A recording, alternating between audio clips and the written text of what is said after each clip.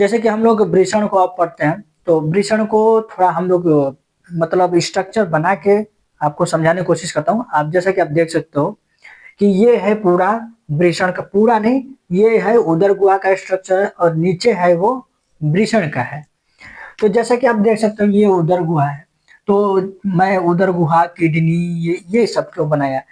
तो दरअसल जो टेस्टिज होता है वो निर्माण कैसे होता है? जैसे कि स्पर्म का निर्माण कहाँ होता है, वीर्य का निर्माण कहाँ होता है?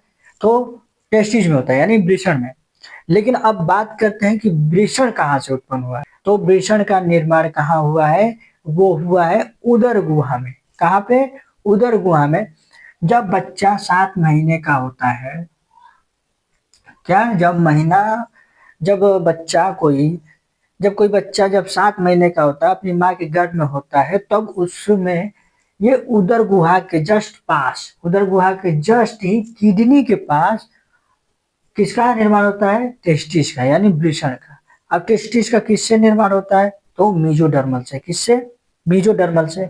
ये जैसा कि आप देख सकते हो, ये इसका निर्माण कहाँ हुआ है? यहीं पे हुआ है, जस्ट किडनी के बगल में। अब जैसे कि बच्चा जैसे ही बड़ा होने लगता है, उसकी वृद्धि होने लगती है, तो उसका जैसे ही शरीर बढ़ने लगता है, तो किडनी, उसके बाद मांसपेशियां सब बढ़ने लगती है। तो इसका स्थान कहाँ पे है? तो यहाँ पे है, वृषण कोश में। तो ये भाई साहब बोलता है कि अब तुम जाओ, तुम्हारा काम हो गया, 7 महीने रह लिए, अब आप यहाँ से घर खाली करो। तो इस टेस्टिस को बेचारे को यहाँ आना पड़ता है अपने स्थायी घर पे। तो यहाँ पे आता है किसके सहारे? तो ये आप देख सकते हो, ये एक पतली झिल्ली जैसी है, इतनी बड़ी सी। क्या है? ऐसे। तो इसी के सहारे वो लटक के कहाँ आता है? नीचे चला आता है। कहाँ पे? वृषण कोश में। तो ये जो रस्सी है, इसको क्या बोलते हैं? इसको स्पर्मेटिक कोड बोलते हैं। क्या? Spermatic code.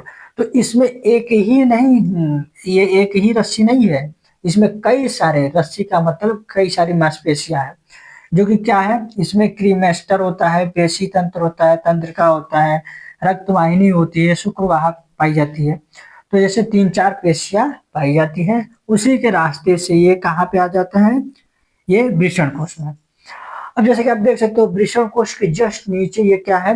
एक एक आप देख सकते हो, ये छोटा सा झिल्ली जैसा है, जो कि ये वृषण को पकड़ के रखा है। क्या करके?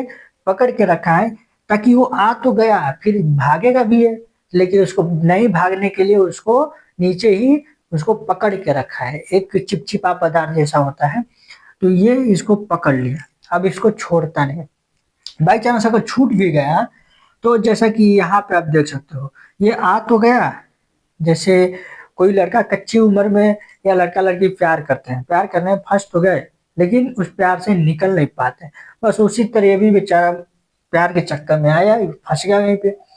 और यहाँ पे जो ये है, क्या बोलते हैं इसको, ये अपना रास्ता ब्लॉक कर लेता है। ये अपना रास्ता ब्लॉक कर लेता है। अब भैया तुम जाओगे कहाँ पे? यहीं पे रहना है, यहीं पे खाना, यहीं पे अब तुम्हारा स्थायित्व पूरा जीवन पूरा यहीं रहना है। अब इसको यहाँ पे आके व्यवस्थित हो जाता है, और ये जो रास्ता है ये ब्लॉक हो जाता है। बस हल्का सा खुला रहता है, इस नली के, इस नलियों के, मतलब इस नली के कारण बस ये हल्का सा ये खुला रहता है। कौन? स्पर्मेटिक कोड के अनुसार। बाकी पूरा ये पैक हो जाता है। तो ये जो रास्ता ऑफ होता है, यानी पैक हो जाता है, उसको क्या बोलते हैं? इग्नुअल कॉर्ड। क्या बोलते हैं? इग्नुअल कॉर्ड। यह क्या होता है? उदर गुहा और वृषण को जोड़ता है। क्या? उदर गुहा और वृषण को कनेक्ट करके रखता है। क्या? जोड़ के रखता है। और जैसे कि आप देख सकते हो, इसी पे रस्सी तरह इस पे यहाँ पे स्प्रिंग जैसे लगा हुआ है। ध्यान से देखिए, यहाँ पे स्प्रिंग जैसे लगा हुआ है। यहाँ पे ये जो रस्सी की तरह ये जो स्प्रिंग जैसा घुमा हुआ है, इसको क्या बोलते हैं? क्रेमेस्टर पेशी। अब नीचे आएंगे तो ये जो वृषण गुहा है, ये जो आप नीचे आएंगे तो ये जो वृषण गुहा है, इसके दीवार पे आप देखेंगे तो एक पतली झिल्ली जैसी रहती है, ताकि ये इसलिए होती है ताकि ये वृषण कोश को और मजबूत बना के रखे, जब जटिल पकड़ के रखे, ताकि ये खराब ना हो, नुकसान ना हो। चोट लगने पर ये टेस्टिस की सहायता भी करता है। जैसे कि आप देख सकते हो, ये पतली झिल्ली जैसी लगी, इसको क्या बोलते हैं? डार्टस पेशी। क्या बोलते हैं? डार्टस पेशी। अब इन पेशियों का क्या कार्य है, आप जैसे देख सकते हो क्या कार्य है, क्या तापमान नियंत्रण करता है, क्या करता है, तापमान नियंत्रण करता है। जैसे कि आप देख सकते हो कि ये यहाँ पे कितनी टेम्परेचर होता है, 34 से 35 डिग्री टेम्परेचर होता है। कितना, 34 से 35। और इसमें कितना होता है, 37, 2 डिग्री टेम्परेचर हाई होता है। लेकिन इस स्पर्म के लिए सरवाइव करना मुश्किल हो जाता है उधर गुहा में। तो क्या करता है ये कि ये 34 से 35 डिग्री इसको अवेलेबल करता है, उधर तापमान नियंत्रण कराता है, ताकि ये आसानी से स्पर्म यहाँ पे सरवाइव कर जाए। और जैसे कि ये जो आप देख सकते हो वृषण है, वृषण के जस्ट नीचे एक चिपचिपा पदार्थ जैसा है जो जकड़ा हुआ है, पकड़ के रखा हुआ है। ये तो भागेगा तो नहीं, तो भागेगा तो तुमको पकड़ के रखे। तो उसको क्या बोलते हैं, गुबरेनुकुलम। क्या बोलते हैं, गुबरेनुकुलम। इसको क्या बोलते हैं, गुबरेनुकुलम। तो जैसा कि आप देख सकते हो कि टेस्टिस का निर्माण कहाँ होता है, उदर गुहा में। हाँ, पूछा जाए कि स्पर्म का कहाँ निर्माण होता है, तो टेस्टिस में होता है, यानी वृषण में। अब वृषण किससे बनता है, तो वो बनता है मेजोडर्मल से। तो जैसा कि हम लोग देख चुके हैं कि वृषण कहाँ निर्माण होता है, वृषण का निर्माण होता कहाँ पे है, वो कहाँ स्थित होता है, वो हम लोग देख चुके हैं। अब देखते हैं थोड़ा स्पर्म में जो टेस्टिस है वृषण का एक आउटपुट यानी बाहरी स्ट्रक्चर का थोड़ा ध्यान देते हैं।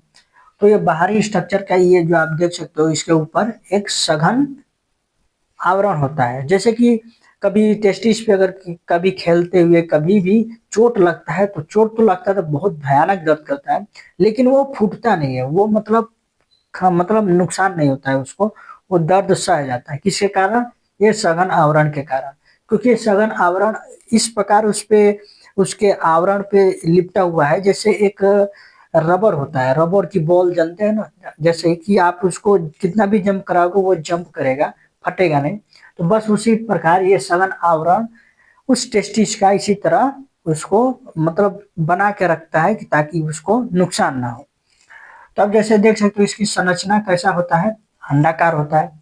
देख सकते हो आप, अंडे जैसा आकार का होता है। अब इसका साइज कैसा होता है, साइज इसका लंबाई, ये जो लंबाई है इसका कितना होता है, 4 से 5 सेंटीमीटर। कितना होता है, 4 से 5 सेंटीमीटर। और इसकी जो चौड़ाई है, ये चौड़ाई कितनी होती है, 2 से 3 सेंटीमीटर। कितना होता है, 2 से 3 सेंटीमीटर। हालांकि ये स्ट्रक्चर के अनुसार बहुत बड़ा है, लेकिन इतना नहीं होता है, मैं समझाने के लिए बताया बस। तो वृषण की संरचनात्मक तथा क्रियात्मक इकाई को किसे बोलते हैं, सेमिनिफेरस नलिका। किसको बोलते हैं, सेमिनिफेरस नलिका। तो अब नेक्स्ट वीडियो में हम लोग पढ़ेंगे इसके आंतरिक संरचना। ये तो बाहरी है, अब इसके आंतरिक मतलब अंदर क्या क्या चीज है, कैसे स्पर्म बनता है, किसके द्वारा, किस नलिका के द्वारा, अब इसके आगे हम लोग पढ़ेंगे।